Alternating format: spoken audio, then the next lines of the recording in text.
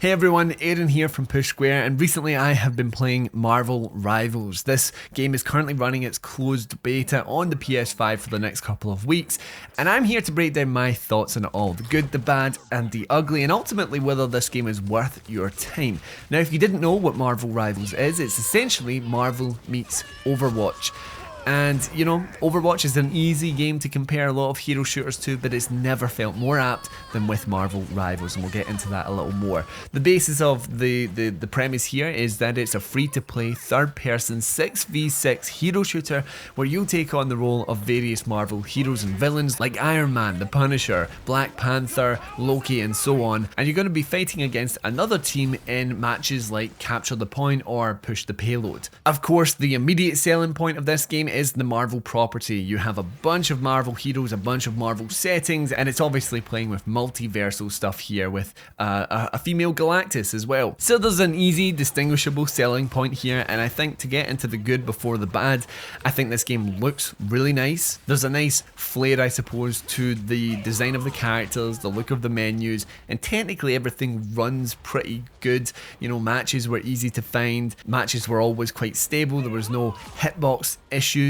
across the board. It all just played technically really well, looks really nice, and I think immediately before we even get into gameplay, this has a nice foundation when it comes to post-launch support. We've already got some really nice looking skins in the progression system that's there in the beta right now, and there's always the opportunity for new heroes or villains to be added to the roster, and I think that in itself could be a selling point where you say Fantastic Four the movie's coming out next year. To celebrate, here's the Human Torch being added into the roster, including some maps inspired by the Fantastic Four. I think that's an easy sell, an easy way to bring players back with recognizable aspects within the hero shooter genre. I think that's where something like Concord ultimately will struggle because it doesn't have the recognizability aspect. People don't know if you say, oh, we've got this new cool alien. Alright, cool. You know, that I think is the issue, and that's probably Marvel Rivals' strongest aspect right there. But when we get into a game, this game's just not it. I do not like this game for a number of reasons. Now, like I said, it's Marvel meets Overwatch, and it is like Overwatch said, yeah, you can copy my homework, but try and mix it up a little, and NetEase Games just went, nah, I think we're good. There are aspects of mix and match here, like if you look at a character like Star-Lord, they have tracer guns, almost to a T, tracer guns, but they have the Reaper ultimate. You look at someone like Bruce Banner, whose puny Bruce Banner turns into the Incredible Hulk. Once the Incredible Hulk's health has been depleted, they turn back into Bruce Banner. It's Diva. Then you have the Punisher, who's just, you know, your easy to control machine gun guy. It's Soldier 76. It's like the team has went through the Overwatch roster one by one and said, right, okay, which superhero persona fits these abilities the best? That in itself isn't necessarily a problem. There's going to be some crossover. This is a niche subgenre of shooter, the hero shooter.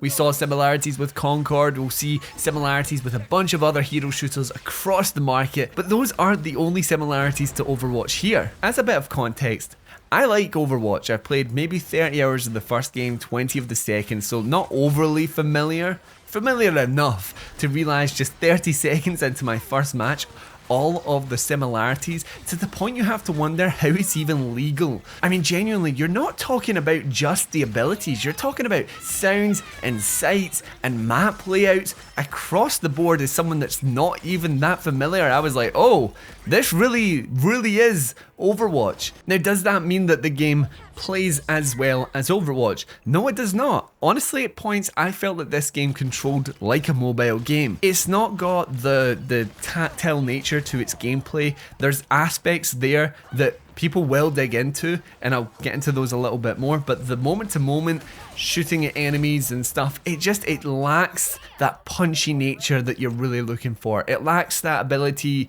where you feel like you can outmaneuver certain enemies or outsmart them. There's aspects there, but in the moment to moment, it just doesn't have that same, it doesn't have the sauce really for that level of engagement. Ultimately though, the most unique aspect of the gameplay is the synergy system. Now certain heroes and villains will grant buffs to each other if they're teamed up together. So as an example, you have Groot and Rocket Raccoon, or Bruce Banner, Doctor Strange and Iron Man, or maybe even Hela and Loki. There's a plethora of team-ups there that grant different abilities. It ultimately introduced this balancing issue within the matches. I felt like in the matches where we didn't have a synergy and the enemy team did, we were getting completely destroyed, and vice versa. When we had a synergy and the enemy team didn't, all of us went 15 to 25 kill streaks each. Now you might be thinking, yeah, we'll just have synergies on both sides, and that will ultimately introduce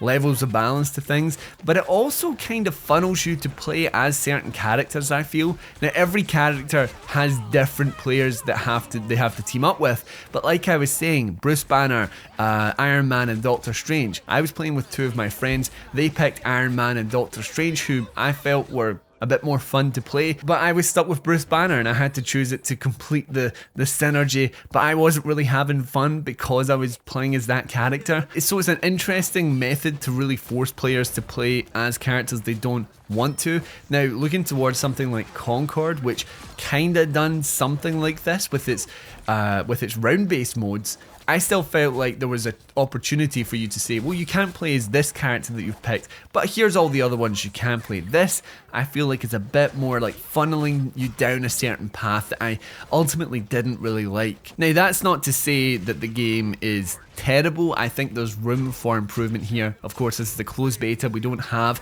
a concrete release date at this point, so balancing issues can be addressed. I think the biggest issue at the moment is readability. I felt like sometimes I was firing into crowds and just nothing was really happening, and I didn't really know why, and part of that will be attributed to the fact that we're in a metaless era, that very brief period where a new hero shooter comes out where you don't really know who does what and who counters who. There's going to be an aspect of that, but I still didn't feel like I looked ahead and thought, oh, that person is the one causing me issues right now. Healing abilities in particular I found to be way too powerful. You could be firing into a certain player and they could out heal the damage they were taking. It just didn't seem like a fair, balanced approach to gameplay, and more often than not it just left me feeling really annoyed. There's also a lack of, again, this readability of knowing when you're taking in severe amounts of damage. Quite often I felt like I just